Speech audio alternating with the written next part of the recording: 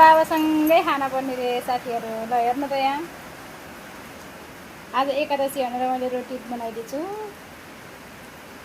खाँदाखेरि जहिले बाबासँगै खान्छौँ। त्यसै बाबाको परिचय भन्दो रहेछन् जस्तो लाग्यो मलाई चाहिँ। मिठो हो सानो? ल यता हेर भन त मिठो हो कान्छाले भह बाबालाई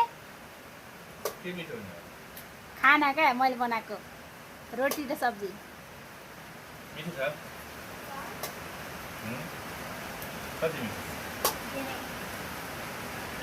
ल खाँदै गर म बनाउँदै गर्छु है।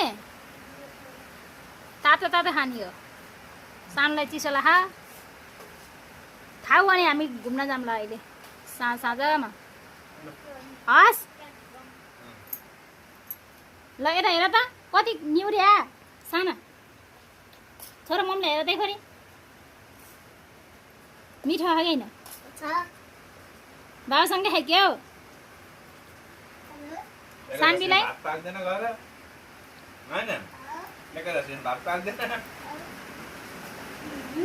रोटी तरकारी पाक्छ।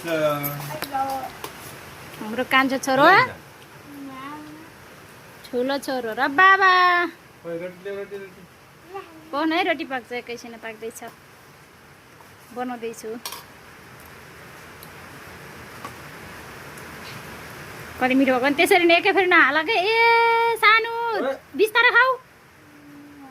ए बा के राखेको भयो न फोहोर नगर है फेरि मम्मीले सफा गरे हुन्छ मम्मीले दुःख हुन्छ।